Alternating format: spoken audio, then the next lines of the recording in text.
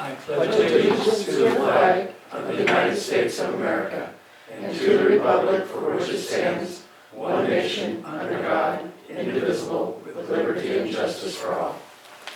Thanks everyone for being here for a regular session of the Goldendale City Council for February 3rd, 2020. We have, I need to amend the agenda to move the swearing in for Julie Buck down to council business because it requires council clearance. So if we have a motion to accept that amendment to the agenda. So moved. Second. It's been moved and seconded to amend the agenda for our city council meeting to indicate that there will be a discussion on Julie Buck and her election to city council. All in favor? Aye. Thank you. Any opposed? Thank you.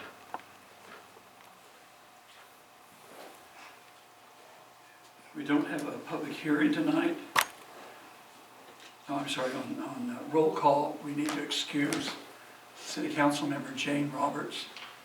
She's home ill. We have a motion to that effect. Second. It's been moved and seconded to excuse Jane Roberts from attending tonight's City Council meeting. All in favor? Aye. Thank you.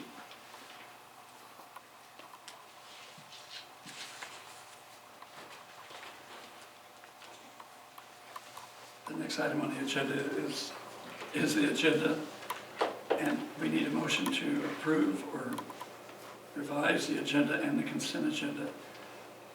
Do we have a proposal or a motion? You did that already? Did I do it? Okay. When you amended it, you... Oh, okay. Thank you. Thank you. Keep me on my toes. Oh, I guess you still need to do the consent agenda. Pardon me? You still need to do the consent agenda. Okay. Because the other one's been approved. Do we have a motion to approve the consent agenda? So moved. Second. It's been moved and seconded to approve. Discussion. Yes. I'd like to recuse myself from that and to get a point of contact at the city just to learn more about like what the departments are, what staff roles are, job description, salary, just and any questions, just to familiarize myself with the regular costs. Good. Could happen month to month so that I can vote on this in confidence. Yes. Thank you. Well, consent agenda shows an awful lot of the workings of it. Yeah, I went through it, but I had a lot of questions that I just feel like I should be more familiar with. Good. Okay. So is that Connie or Larry that I should visit with on that? Probably me. Okay, sounds good. If you want wild answers, talk to me. I did notice one correction in the minutes, and that is that, let me find that there. On page, no page number. Public comment, I think decibels is probably supposed to be decibels. Decibel, yes. It didn't spell check it, No, so it I didn't wasn't spell sure. check it. Yeah, it's, so, quick correction there. Good. We'll take that into account. That can be corrected. Any other comments or questions? That's all I have. Okay. Thank you. Do we have a motion to approve the consent agenda? Motion to approve the consent agenda. Second. Corrections. It's been moved and seconded to approve tonight's consent agenda as corrected. All in favor? Aye. Any opposed? Thank you. The next item is a presentation by Ken McEwen. Please come up, Ken. Appreciate you doing this. Well, here we go again. As you recall, last week I brought up the issue of damaging decibels levels coming off of exhaust pipes. And after a little research, evidently that anything over 90 and above is extremely dangerous to your inner ear. And from 70 decibels to 90 with repeated time span are definitely damaging to your ear. 60 decibels is a normal conversation. According to this information, 150 decibels will rupture your eardrum. Painful a level of pain, if the decibels causes pain, that's 120 decibels. I think that's what I got. Because I'm still having this inner ear issue where I'm having pain, and you know, it affects more than just your hearing, it affects your balance. Exactly. I think my blood pressure's higher. Just all sorts of interconnected physical problems can stem from your hearing, your cognitive abilities, you know. And so, let's see, okay, a lawnmower is about 90, so you should wear hearing protection when you're mowing your lawn. You should hearing protection when you're doing lots of just menial things around the house, believe it or not, that the decibel levels over a long period of time can injure you. And think of it, your child is there in there too. Exactly. So they're getting it. When it comes to the exhaust issue, the noise coming from cars, that's definitely a controllable thing. One thing that bothers me about the loud pipes that we see around us nowadays is that it's disturbing the peace, for one thing. It's violating the noise and nuisance ordinance. And I feel like, I looked up maiming, maim, to be maimed in the dictionary. Right. And a synonym of being maimed is to be battered. And that's exactly what happened in my ear. I was battered by those repercussions coming off the exhaust. Vibration, Yeah. yes. And so, I mean, think if you were visiting Goldendale, you're up here at the observatory and you're standing downtown, you're enjoying the beautiful downtown area, and here comes a big block truck zipping through there and just blasting. And you leave Goldendale not with memories of the observatory. No hearing. Well, how you lost, how you destroyed the hairs, your cochlear, your inner ear, which, I mean, let's face it, our hearing is very delicate. It's got hairs in there, and when those hairs get destroyed, they don't regenerate, and then we go deaf. Right. But we exacerbate the situation by loud noises such as pipes. Okay, and so that's the bad news. I got good news, and I'm almost done. I didn't want to take a lot of your time. The good news is your good chief of police gave me a call and talked to me about this issue, and I am completely confident that he is going to help take care of the problem. Good. And that's all I got to say. Thanks, Ken. We did have a good discussion this morning, and Yeah. his So I'm plan really seems concerned very about the good. public in general. Yeah. And it's just so rude to have some of these people zipping through town at night or day, or just, you know, I mean, and the worst part is when they take off. That's when they accelerate. And if you're in the right spot, like I was, I mean, I hate to say it, but I'm still not over it. Yeah. And so that's all I had to say tonight, and I'm pretty sure that we're going to see some kind of public awareness Exactly. of it. And maybe we'll be able to teach the people that are repeat offenders that they need to put a muffler on it. Yes. Thank you, Ken. Okay. I appreciate that. Ken, did you go to the doctor for, I mean, did you get treated for that at all? You know, I didn't, because I just didn't want to run off to a doctor. I wanted to give it a chance to see if it would go away. Because I've had it happen before when I was younger. I remember it. But you know, I gave it 6 months this time, and it's still hurting me. It's deep in there. It's in the inner ear. It got me good. It must have been at least 120 decibels. And 150 will rupture you. And I mentioned that I thought I had ruptured it. Sure, I remember. So we don't want that happening to people. No, none whatsoever. And if I ran up to the hospital, that'd have been a $500 bill out of Medicare. And what would they have done? Well, put these drops in your ear. And that'd have been it, $500 worth. So I didn't run right up there. And I guess I'm just going to have to live with it, but I'm headed towards a hearing aid, I'll tell you that. Yes. Thank you. Thank you. I appreciate the research you did to have the facts that you brought. That's very, very helpful to the council. Oh, you're welcome. Yeah, You know what they're doing now, the government, they're paying people for past ear issues. You know, there's a lot of people that have worked in industry, and the government is literally settling with people who are damaged. Right. Their hearing damaged in industrial situations. And, you know, God, these kids need to know that they're in danger, and they're endangering other people with their youthful folly, I like to call it, youthful folly. Just not realizing the Yeah, impact of it. how they affect life around them. Yes, They're oblivious to everything but the power of the foot pedal on the throttle and the blast out the pipes. I guess that makes you a man in their world. in that world. You got big pipes, you're the man. Thank you, Ken. Thank you. We'll now go to department reports, and I'll begin with Reggie, Police Chief Reggie Bartkowski, because he has some things also to add to this discussion. Thank you, Mayor. Thank you. So I've got quite a bit of different things to go over tonight. And the first one I'm going to go ahead and hit is the one with Ken.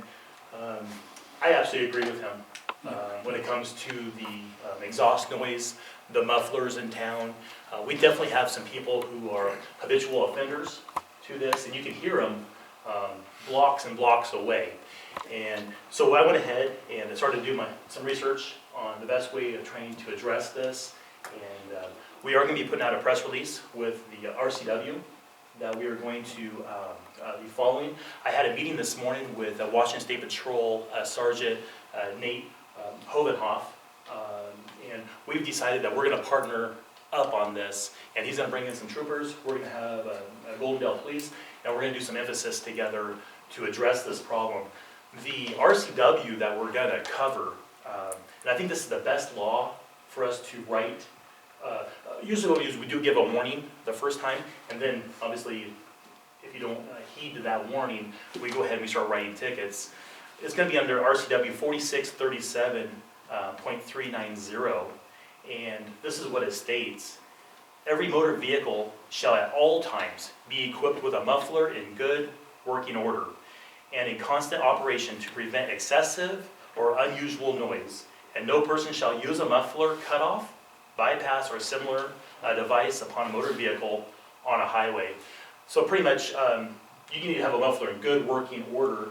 If we are sitting there and we have the normal flow of traffic, and all of a sudden we have a vehicle come through that's excessively louder than all the rest of them, we can write them under this. And that's what we're going to do. And most of it, I think, for our emphasis, we're going to concentrate at stop signs, because a lot of the noise that we're seeing is people taking off from stop signs.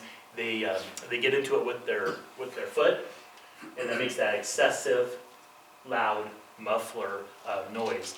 And I do know that we may also have a few juveniles here in town that we've talked to already about it, and we're going to do some follow-up to make sure that coming out of like the high school parking lot, that's another area that we've gotten some complaints that we're going to focus on and watch those areas. But we will be putting out a press release. We want to put it on our Facebook account, educate people, let them know what the law is.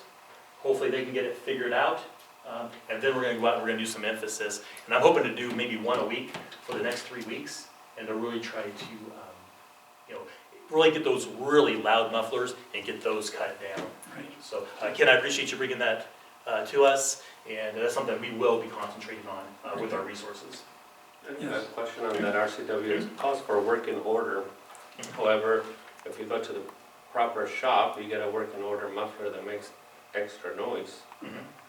Does that cover that under any decibels or noise reduction? There's nothing about decibels. It's about being excessive or louder than what a normal muffler is. It has to be in a good working order. So you can do a modified exhaust. And people do that. They'll put bigger pipes on to get better fuel economy, Right. especially like diesel trucks. But that doesn't mean that you could put on a muffler to enhance the noise. So if you know you have bigger pipes, then you need to be more careful than anybody else when you're taking off or getting on it with your foot. It can't be excessive. And that's what we're going to be listening for. There was a time when it was by decibel, and we had to have meters. Well, that didn't work very well because they had to be calibrated every 6 months, and we weren't able to keep up with the calibrations. So now this RCW, I think fits very well for a noise ordinance for us, especially when it comes to the mufflers. And State Patrol's been doing it, and it's been successful. They've been successful in court with it. So I think we're gonna follow their lead, and we're gonna partner with them. I think it's a good thing for the Goldendale Police Department to do to cut down on some of these, really these louder mufflers here in town. So another question is, would this fall under city prosecutor or county prosecutor, and would there be a way to get a report back as to if anybody would, how many were prosecuted? Yes, so this is a civil infraction, so it's not gonna be it's not a misdemeanor or a criminal, it's a civil infraction. So there's a fine, that, and I believe it's about 137, but don't quote me on that. So it's a pretty decent fine for having that excessive, but it's like giving a speeding ticket, it'd be the same. And yes, I can definitely report back on how many warnings we've given and how many actual infractions we've wrote. And actually, when I talked to Ken this morning, I told him I would report back to him and kind of give him kind of an update on how we're doing with our emphasis, how many stops we're making, so he kind of has a good idea. But I'll also do that with the council. Okay. Very good, thank you. A few other things. Questions? Okay. A few other things for tonight. We've had a pretty good increase of calls of us responding to the Goldendale School District, and especially the middle school and the high school. I brought a few stats tonight just to kind of show you the increase that we've been responding to. For the middle school, in 2018, we responded there 25 times for different types of calls. In 2019, we responded 57 times, so that was 32 more times we responded in 2019 than 18 just to the middle school. In the high school, in 2018, we responded 38 times. And in 2019, we responded 51 times. So that's an increase of 13 times. So between 2018 and 2019, just in those two schools, we've had 45 more calls for service, which is, may not sound like a lot, but that's a lot for a department of 9 commissioned officers. So we're seeing quite the increase going there. Some other things that we're seeing in the school is we're seeing more fights amongst students. In the hallways, sometimes in the bathroom, sometimes at the lunch lines. Just we're seeing more fights, and we're getting called more to come and investigate some of those fights. Sometimes it's from the school administration, and sometimes it's from the parents themselves wanting us to come in and take a look. Because of this increase, I went ahead and set up some meetings with the principals to see if there's something more that the Goldendale Police Department can do to help them in there with some of the more violent fights and some of the retaliation things that are going on. And there were great meetings that I had there. And these are a few things that I came up with that I think could definitely be an immediate impact to our schools. One is before school and during the lunch times was when they normally see a lot of these different altercations going on. We're going to start, when officers can, we're going to start walking the hallways and being in the during lunchtime in the cafeteria.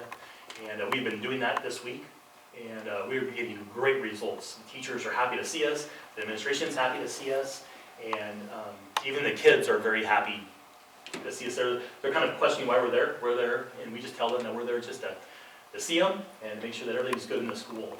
And I think this has been a very positive program so far. We're going to do this for 2 weeks, and then I'm going to have another meeting with the school administrators and to see if this is something we should do permanently and if they think it's working. But I'm definitely already seeing some good fruit from this. Another thing that we're going to do is I'm going to go into the schools and I'm going to teach in the classrooms about the law of assault and the penalties of assault and then exactly what an assault is. And I'm also going to do a little bit of bullying also, which will be like a harassment law that we have.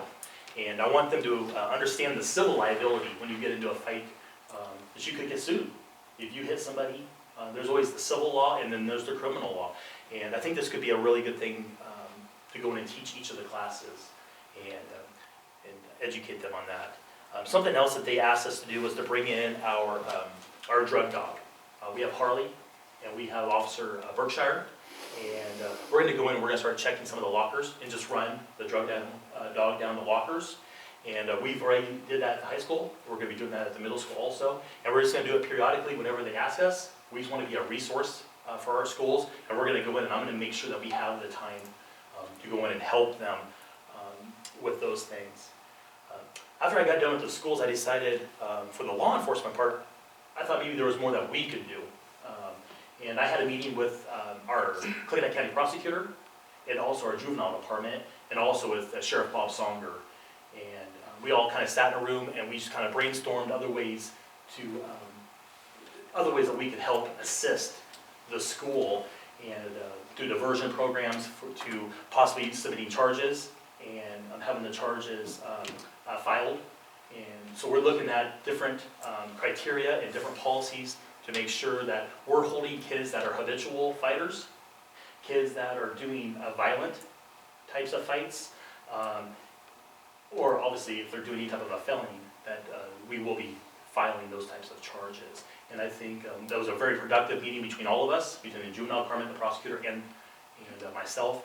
And I think we're on a good path of trying to curtail why we're going to so many calls this year. And again, in 2 weeks, I'm gonna go back in and have a meeting again with the law enforcement part of it, and we will see how we're doing.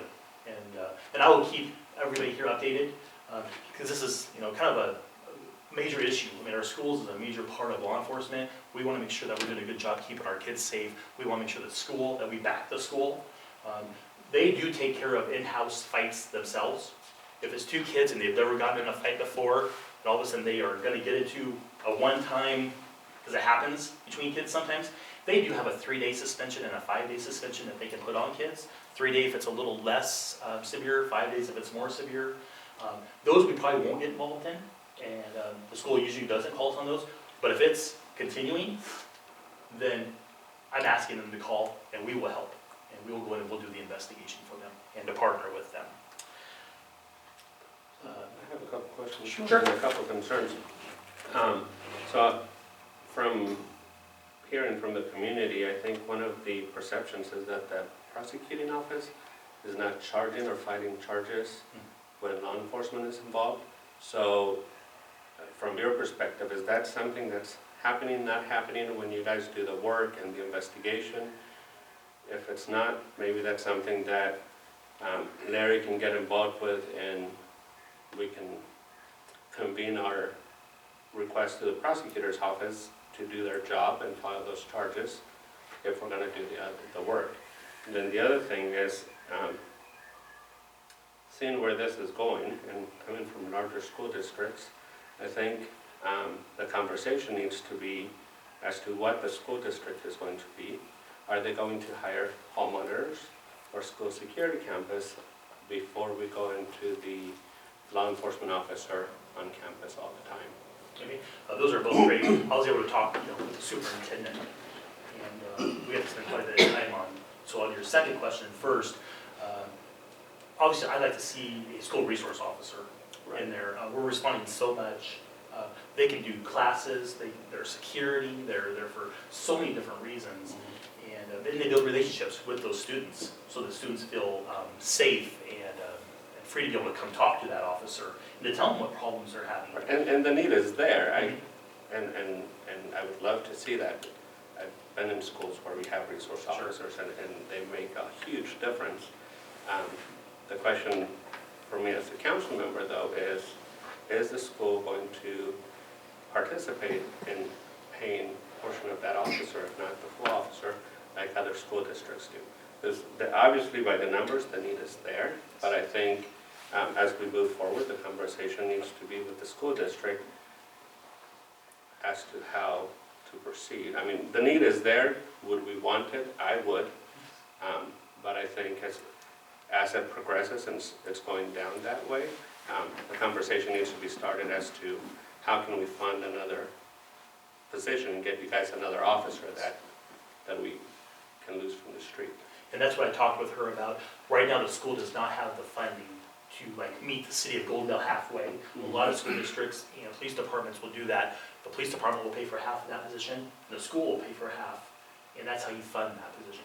The school, from what I can tell from my meeting with her, They're not in that position, so right now what I'm doing is I'm looking at other ways maybe we can fund that.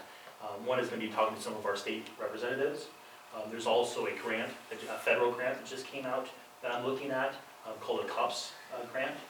So there's some different ways maybe, so I was gonna look at those first, but right now, I don't think the school is in a position for it, but I think it's something that is absolutely needed.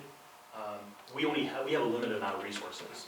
Right now, I'm taking resources away from doing the school, the traffic in the school zones, and I'm taking those officers that are normally out there, and I'm putting them in the schools right now during the lunchtime and before school.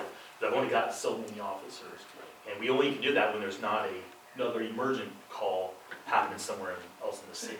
So right now, I'm doing it, so my other officers can take care of calls for service. But right now, for the SRO, I'm gonna continue to look into different ways. I talked to Larry and the mayor today about that, and until we talk to our representatives and see what this grant is, I think we'll just continue to keep going forward on it. For your first question on the prosecutor, it was a very good conversation that we had. Just so you know, whenever we go to the school and we get called there, we do a full investigation. That's talking to the witnesses, that's grabbing the surveillance cameras, and we tie up a lot of time into a basic assault, an assault 4, which is our lowest level assault, doing that. And if we fail that, in a lot of those we do submit charges. So what we do, we just submit, we're fact collectors in law enforcement. We collect all the facts, we collect all the evidence, we take that and we put it into a nice report, then we send it to the prosecutor with a request, a submittal for charges. He has to make the decision at the prosecuting attorney level if he is going to take that and take it to a judge and actually have charges pressed. Okay, and that's his decision over there. Or he can do a thing called a diversion and not do that and send it directly to the juvenile department and say, we're not going to criminalize these children. We're going to try to do it to a diversion, working with parents, counseling, community service time. So he's done a lot of the diversion, and he's trying to not criminalize 12-year-olds and 13-year-olds. And I can respect some of that. My point is, when you've got a 12 or a 13-year-old that continually does assaults over and over, and they're bullying people, and they're fighting other people, there's a point where a diversion may not be the best option anymore.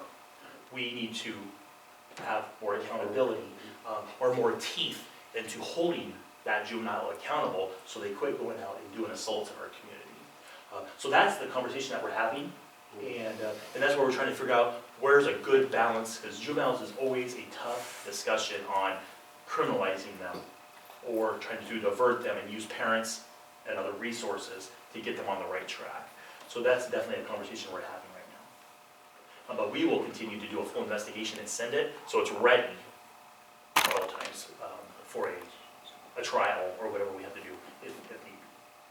Okay. Any other questions on the school? Are you seeing any signs of gang activity or wannabe gang activity? So right now we have 2 students who have said that they are, one says that he is a past member, he moved in from another school district and has said that. We don't think he's active. And then we have another student that has made claims, but there's no evidence of it. So we watch those very closely. We work with parents very closely on that, but we're not seeing very much we're not seeing taggings of gangs. We're not seeing, I think most of this is just a bunch of kids getting together and picking on maybe another group of kids. And that's kind of what we're seeing. We're trying to make a stop to that. And another thing they're wanting to do is they're wanting to videotape with their phones an actual fight. And now because of social media and different things that you can put it on a Facebook or you can put it on different areas, that fight, it almost glorifies, for lack of a better word, a fight. And that's kind of promoting fights. So when I go in to educate, I'm going to explain the laws of promoting a fight, enhancing a fight. We have disorderly conduct laws. So you are promoting it, I may be having another charge against you. So we're trying to put a stop to all of that through this education of me going into these classes.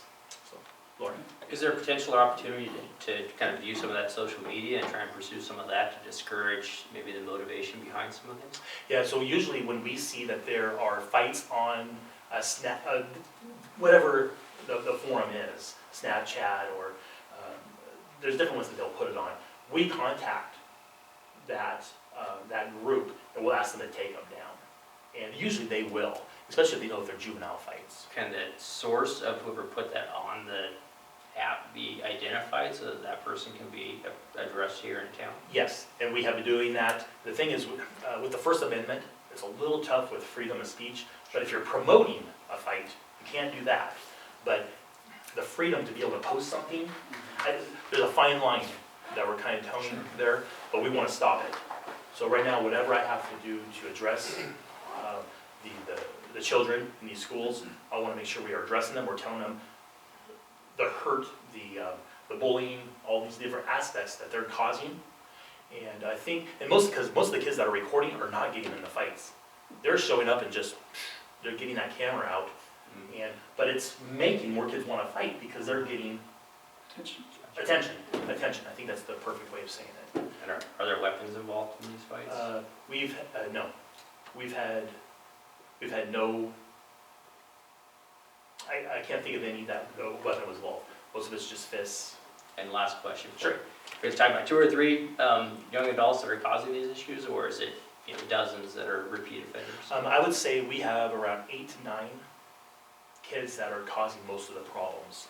But really, it's about 3 that are the main problems. And we have really addressed those 3.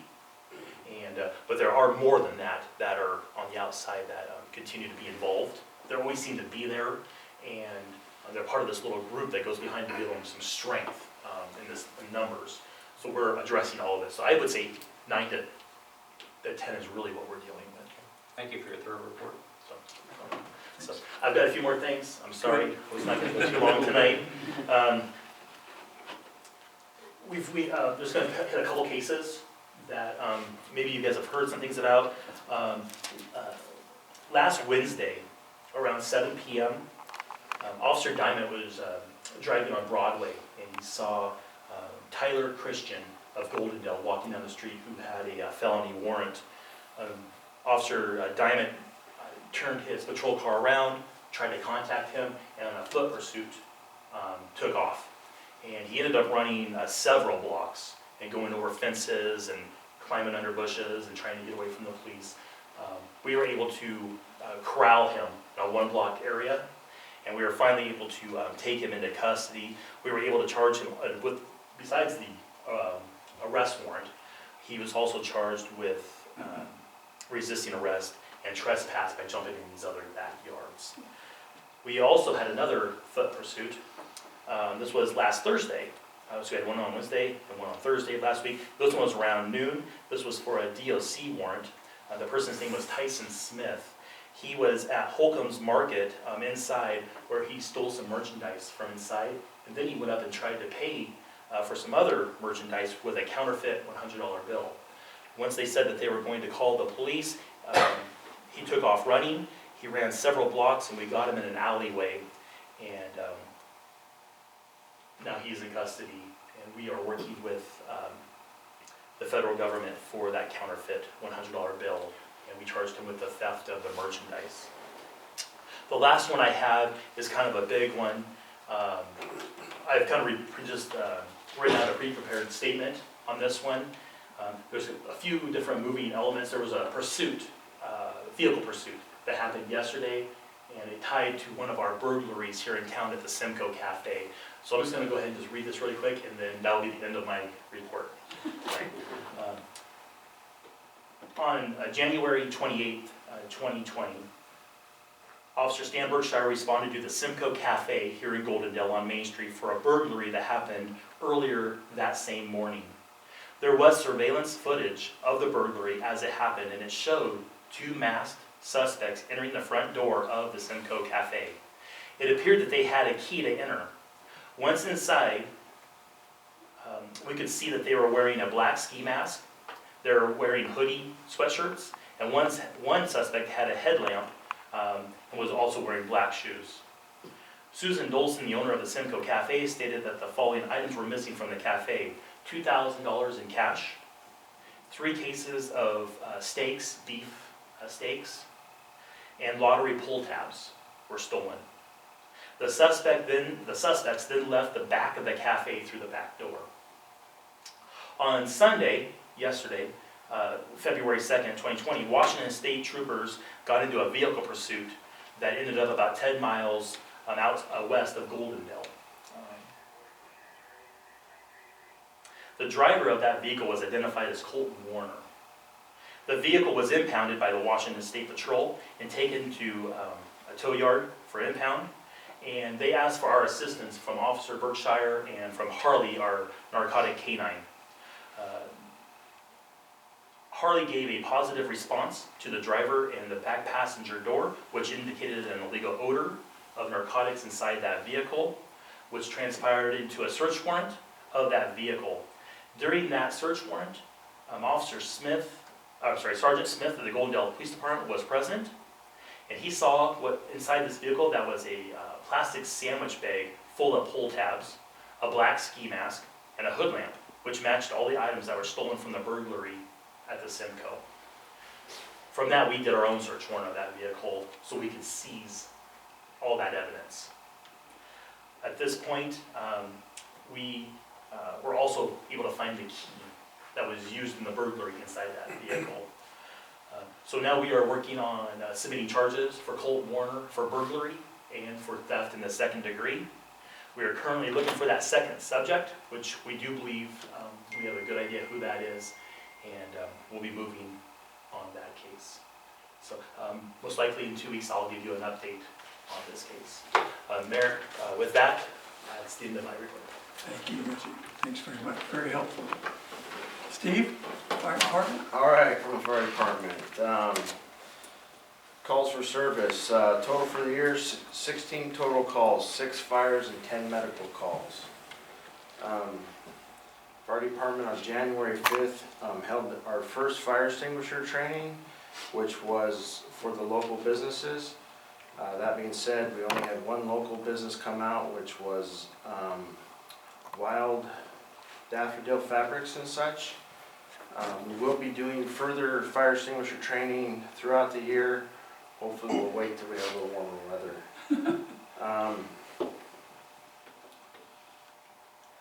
I believe on the last council when Noah was here, he mentioned that to the council that we obtained 2 grants through the Click-A-Tat EMS Council. Each of these, each with a safety program and our program we are adding this year to our public education. One is going to be traffic safety vests, and the second one will be a Stop the Bleed program. And I think you said here where you had mentioned that in your state of address too. Juliana and Philly Barreto are going to get certified as instructors and are working with agencies through the gorge to coordinate our efforts for that Stop the Bleed training. And then lastly, the Goldendale Firefighter Association. We're working on trying to build our auxiliary program up. We're going to have a program known as the Fire Corps. We're looking for possible volunteers, maybe people that may not be able to fight fire or be interested in fighting fire, but they could be a support group for the fire department with, on our calls. Anyways, we will be announcing these positions and taking applications for that soon in the future. Very good. Thank you, Steve. Good report, too. Thank you. Mayor, I'd like to say your breakfast was very, very good. I think a very successful breakfast you had. Yeah, we did have breakfast down for Legion also. Any other comments or questions? And Phil and Juliana, this is the Phil. Yeah. Yeah. Very active in that volunteer fire department. Okay, the next item on the agenda is the council business. And the first will be a report from the Traffic Safety Committee meeting regarding the 100 block of West Bergen. And Larry will present that. We had a concerned citizen come to, had a conversation with Reggie about some speed limit issues along the 100 block of West Bergen. And the suggestion, because he saw a lot of almost accidents and pedestrians being hit possibly. Of course, as you know, that area has the library, and it's a very narrow street, and the trees line the streets, and there's angle parking. Anyway, there's a lot of reasons why we need to go slow in that area. So the Traffic Safety Committee met, which is made up of the mayor, the public works supervisor, and the chief of police. And we felt that the consideration of, or the request to change the speed limit from 25 to 15 was justified and supported by this change. Is the, again, the narrowness of the street right-of-way, the proximity to the Goldendale Library, and a lot of pedestrian and bicycle activity in that area. It would take a couple of signs on either side of Bergen Street as you're entering onto Bergen Street from Columbus, and then we'd have to sign on the 200 block of West Bergen. We'd have to re-sign that to 25, because we want to make sure that there's a clear understanding that the 15 miles an hour is only for the 100 block of West Bergen. So we would like to, in accordance with our code, it basically indicates that the Traffic Safety Committee would make a recommendation to council, and ultimately it shall be authorized by the city council before it can be changed. So we would recommend that the council move to affirm the recommendation of the Traffic Safety Committee to change the speed limit on the 100 block of West Bergen from 25 to 15. One question is, with RCW and the transportation, do you just put up one sign, or could you put up two signs? We would probably put up two signs. Well, I meant same going from off of Columbus. Oh, okay, so actually, Reggie, I would have to defer to you. Probably two on the right-hand side, is that what you're thinking? Yeah, I'd say 2 on the right-hand side. Oh, okay. Yes. Okay. We can do two. Yeah, good. Just to clarify, the speed limit changes, they're gonna be on Bergen? Is that what we're talking about? On Bergen. On Bergen, On the first block west. right where the library is. Right It's where a the one-way road right now.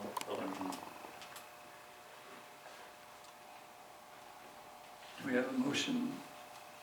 I'll make the motion. I move to affirm the recommendation of the Traffic Safety Committee to change the speed limit from 25 miles per hour to 15 miles per hour on the 100 block of West Bergen. No, second that.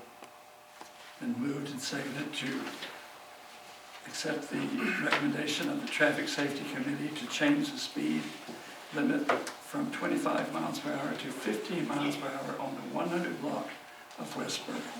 All in favor? Aye. Any opposed? Thank you. Thank you. Motion passes. The next item is the one that we amended the agenda to consider selection of Julie Buck as the new city council member replacing Justin Lee, who's left the council. I move to approve Julie Buck as new council member of Goldendale City Council. Second. It's been moved and seconded. Any questions or any comments first? Just wonder, has it been advertised as an open position? It was advertised initially when we selected you, Okay. and that's why we reached out to Julie to see if she would also be interested, since she had already applied and the council had discussed it and interviewed her, and it seemed like the most efficient way to do that, yes.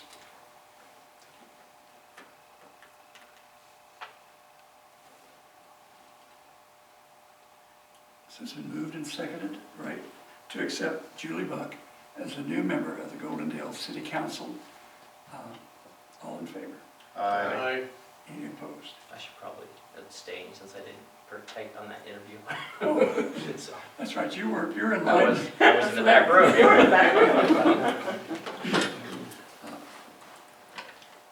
So all are in favor, and we'll ask our city treasurer to please swear in Julie, and she can take her seat after being sworn in. We look forward to working with you. I state your name, I, Julie Buck, do solemnly swear or affirm do solemnly swear and affirm that I am a citizen of the United States that I am a citizen of the United States and the state of Washington, and the state of Washington, that I am legally qualified to assume and I am legally qualified to assume the office of council member, the office of council member, that I will support the Constitution and laws that I will support the Constitution and laws of the United States and the state of Washington, of the United States and the state of Washington, and that I will faithfully and impartially that I will faithfully and impartially discharge the duties of this office to the best of my ability. discharge the Duties of duties of this office to the best of my abilities. Congratulations. Thank you. Julie? Can't you go up? Seat. Yep.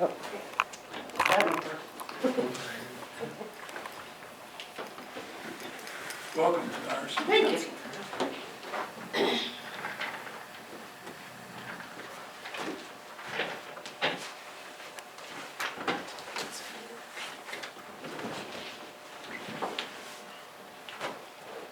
The next item is under resolutions, and it's the awarding of tourism dollars, and Larry will present that document.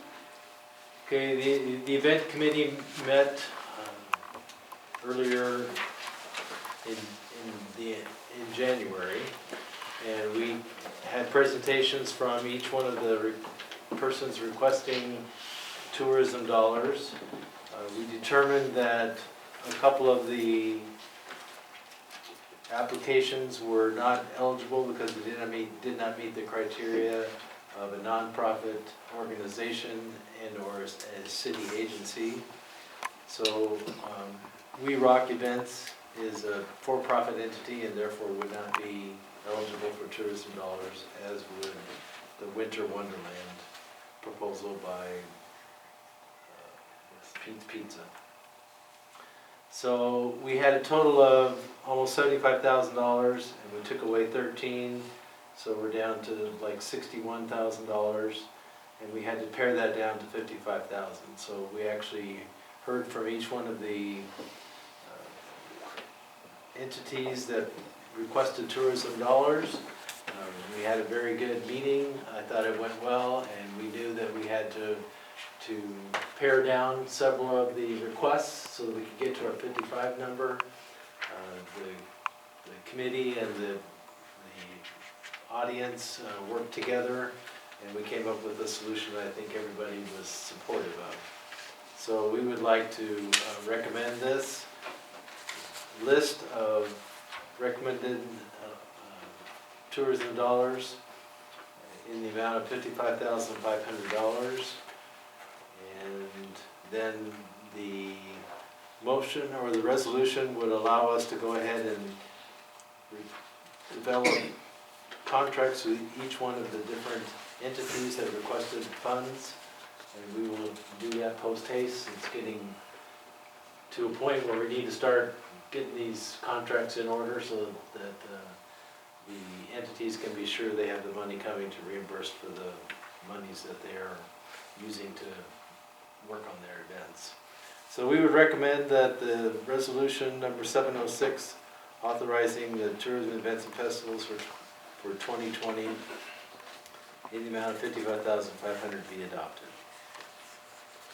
I'll move to adopt resolution 706, authorizing the funding of tourism dollars as recommended, with the amount up to $55,500. Second. Question, Mayor?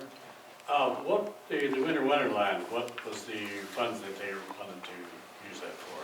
They were doing a special Christmas event, Oh, Christmas event, okay. but it was anyway, that's why Yeah, it was okay, called I Winter was just Wonderland. wondering, yeah. Yeah, they do a lot of work on their Winter Wonderland. Okay, thank you. We have a motion, do we have a second? Yep. Oh, missed it, okay. Any other questions or discussion of the motion? All in favor? Aye. Any opposed? Thank you, the motion passes.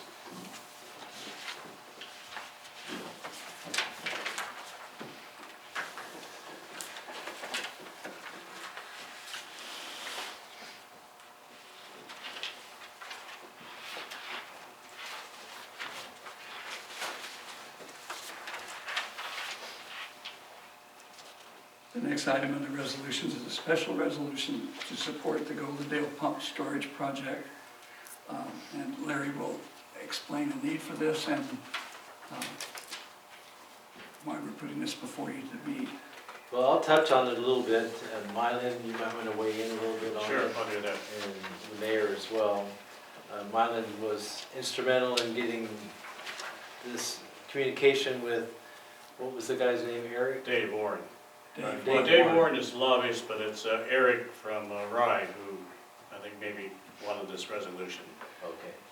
Well, anyway, there's several people and lobbyists and employees of Rye Development and National Grid that are trying to find ways to help move this project along as best they can. So it talks about in the resolution that substantial economic benefits will be realized by the city of Goldendale, Clickitat County and Clickitat County PUD have been involved with it. It's a great project to promote economic developments in the region. And this will allow the legislature to move this up to a project of statewide significance and pledge our support and cooperation with this in any way we can. So the way that I see it, it's like if something comes across your desk and you work for the state of Washington, you kind of move that to the top of the stack and try to get it resolved and get the issues resolved as quickly as possible. And it's something the legislature can vote on.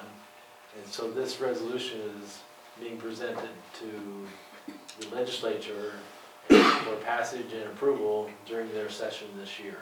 So you want to add to that? Yeah, well, just, Larry, again, this shows that the city of Goldendale is definitely 100% behind the Goldendale pump storage site. And just FYI, in 2018, it was the city and the chamber who really got the momentum going on the pump storage site. And so, because we knew that how economically this would help the city of Goldendale out. So we've been very supportive of this all along, and this resolution will continue on. So, yeah, that's what it's about. So. Thanks, Myron. Do you want to add anything to that? Not really. The thing that this pump storage project will eventually, when it's through this approval process and construction has begun, in a course of 2 to 5 years, it's not clear exactly how fast it will all be constructed. There'll be over 3,000 jobs, construction jobs, to build it, and another 120 to 150 full-time professionals to operate it afterwards. This is a very, very good opportunity for Goldendale to have additional economic development through the influence of this project. And it's an essential part of the green energy grid that goes the entire length of the West Coast and even further. And this is a key element to keep that stable, strong, and totally green. So it's a very positive development. That's what I have to say about it. That's good. Do we have a motion or discussion and questions? I would just recommend that we strike in any manner here in the last statement, so that there's no questions between staff or council or the mayor about what in any manner means down the line here.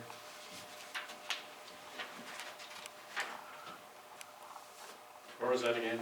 The last statement, the city of Goldendale supports the designation of the Goldendale Pump Storage Project as a project of statewide significance and further pledge our support and cooperation in any manner as may be available to us to expedite the construction and operation of the project.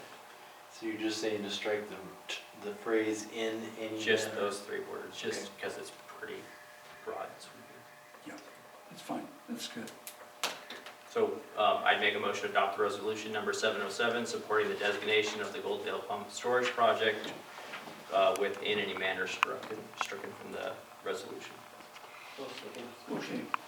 It's been moved and seconded to approve resolution number 707, supporting the designation of the Goldendale Pump Storage Project with the wording in any manner deleted from that resolution.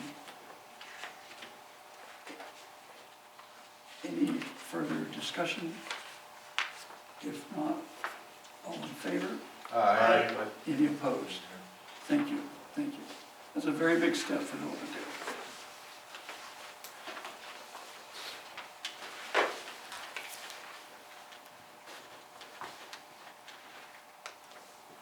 The next item on the agenda is the report of officers and city administrator. We'll begin with Larry Bellamy. Okay, I just wanted to request a couple of committee meetings, but before we do that, well, actually, the two committee meetings that I'd like to suggest are the ordinance committee and the public works committee. Reggie has an ordinance that he would like to have the ordinance committee consider, and we have a couple other items we'd like to have the ordinance committee look at. So we'd like to do that on February 19th, which is, and we'd like to do it at 6 o'clock if that works. The February the 19th is actually a Wednesday because it follows the council meeting that is on Tuesday the 18th, because Monday is a President's Day, Yeah. so Larry, I'm gonna be gone that day. okay. You are... Who's on the, that see now, it's myself and who else? do we- Roberto and Lauren. Okay. Let's see. Would it take very long on the 18th? I mean, could we do it on the 18th? Night of the 18th, like after the meeting? Or prior to the meeting? Lauren, what would be, I'm open to either. okay? Well, I guess I'd do either. Which would you prefer, before the meeting or after the meeting? I would say before, it shouldn't take very long. We just have one ordinance? There might be 2 or 3. Oh, okay. Well, maybe after the meeting. Maybe after the meeting then. Does that work for you, Phil? Yeah, or is it possible to do it a different day, like? How about on the 24th of February? Would that be a better day? 24th? In the evening again? Yes. That works for me, I think. Do 6 maybe? 6 is fine. I'm available. Okay, we'll put...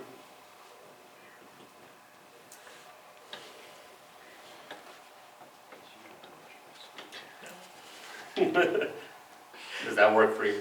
Yes, it Oh, does that work for you? that's always, Okay. I'll be there. Okay, and then we skipped a Public Works Committee meeting and kind of got in the way of a couple other meetings. But how about on the instead of the Public Works, or instead of the Ordinance Committee on the 19th, we'll put the Public Works Committee on the 19th. It's a Wednesday. Would that work for the Public Works? Would be Lauren, Jane, and Shannon. Lauren, would you be available on that day as well? What time of day? Okay, it would be 6 o'clock in the evening on Yeah, I can do that. Wednesday the 19th. Yes. Is that all right? Okay. I'll make sure I get this right.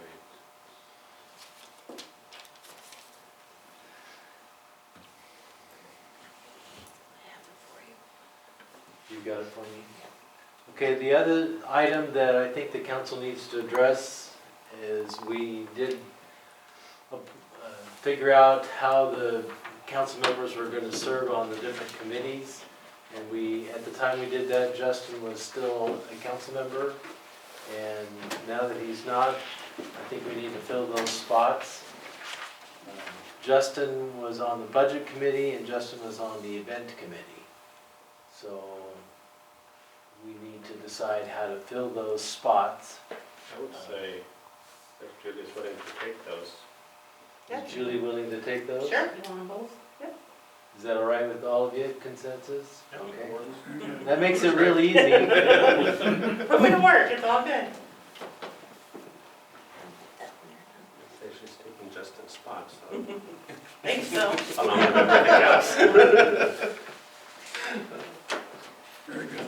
Okay, we got the committees all set up. Excellent. Good. Anything else? No. Okay. We'll begin with Mylan and go around the table. Well, thank you, Mayor. Well, I just want to mention that Mayor, you and Larry, myself, we were up in Olympia. We had legislative day for the Association of Washington Cities. We met with our local state representatives, good meeting. The conference was good, and so I thought it went very well. And I also want to welcome Julie on board, and so great. Appreciate it. That's what I have. Thank you, Mylan. Phil? Yes, well, welcome, Julie. And yes, so I do have to say, I did miss a couple of things in the last couple of weeks because some things come up with my family, but I will share and urge everybody to register as a bone marrow donor. I had the opportunity to travel with my wife who was a bone marrow match for her brother, and I found out that there is a whole different way of donating that. It still seemed a little bit not, I won't say painful because I didn't go through it, or not painful.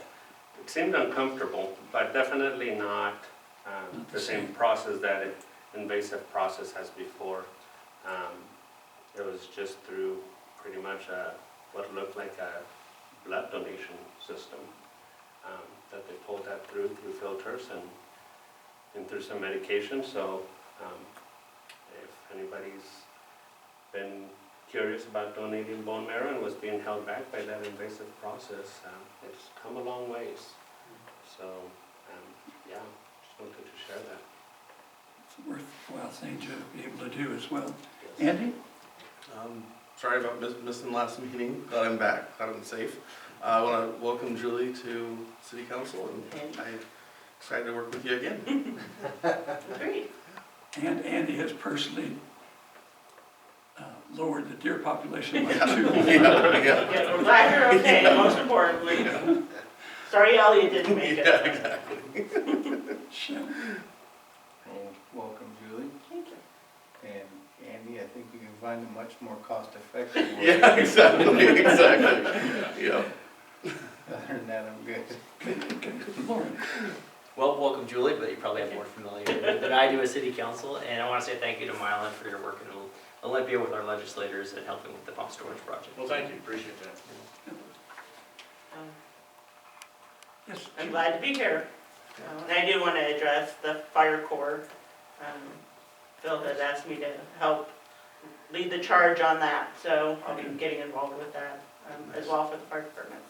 Excellent. We don't miss any opportunities to wrapping people in. Are you guys gonna be putting out information about how that works, or Yes. you have applications, or? Yeah, we're going to have an application process, and it's a whole program. It's going to be several positions. We've had, at the fire department, we've had people that want to help and volunteer, but are, like Steven said, they don't want to fight fire.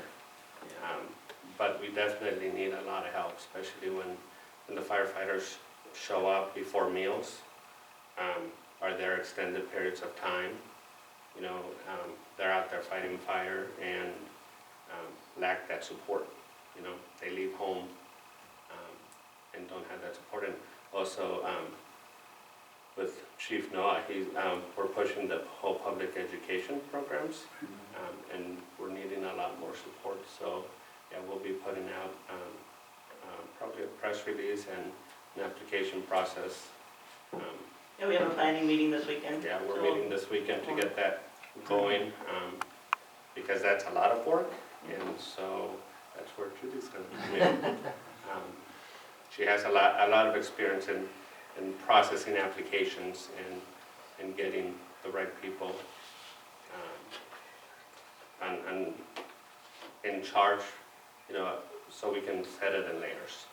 We can set some people to take lead, and then we can have additional volunteers all behind. We're looking big, or at least I am. Yes. Under Mayor's comments on this item, I've completed the State of the City of Goldendale report. It's in your packet. I'm not going to read it because we don't want to bed that early, but I do want to bring up some points that kept coming up as I was preparing this report, and the report is made up of department reports. I write a few things in it, but not the department reports. That's information they provided. But the thing that kept recurring in my mind as I was working on this is that it's important for us in remembering those things about Goldendale, that we remember those that we do not have. We don't have a high crime rate. We don't have gridlock traffic. We don't have large box stores that also can go completely empty and cause quite a bit of problems. And we do not have vastly overpriced homes or land. The things that Goldendale does have, these are the ones we have. We have an opportunity zone that is an incredibly strong tool for economic development and for investors and investment. The other one is that this community is in an absolutely beautiful rural setting with abundant sunny days, a multitude of sunny days in a dry climate. We have beautiful vistas around Goldendale of forest, parks, and pasture land. We have a great public school system, even with its fights. And those fights are within, not the teachers and the leaders. We also have a regional emergency care hospital that is very valuable to us. And we're having literally a world-class observatory opening in April in Goldendale. We have year-round family-oriented tourism and sports events. Think about it, our events aren't adult-only or child-only, they're family events. And that's something that's sometimes unique. And the last is we have a very warm-hearted and generous citizenry. We find that again and again on requests for donations or requests for support or requests for volunteers. People always step up, and that is a very, very wonderful thing for a city to have. The things that Goldendale wants, a little bit different. We want strong economic growth for our communities, businesses that are here now, and new businesses to come in. And we're going to use this type of information to try to attract those businesses.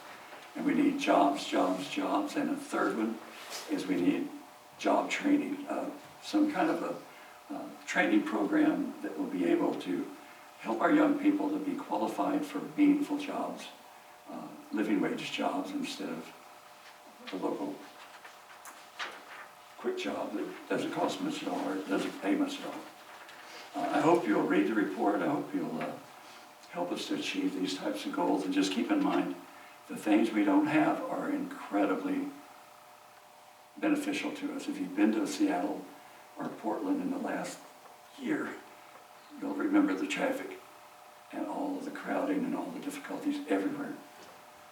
The next item on the agenda is public comment. Anyone here for public comment, please come forward. Do we have anyone? If not, we need a motion to close city council. So moved. Second. It's been moved and seconded to close city council. This city council meeting. All in favor? Aye. Thank you.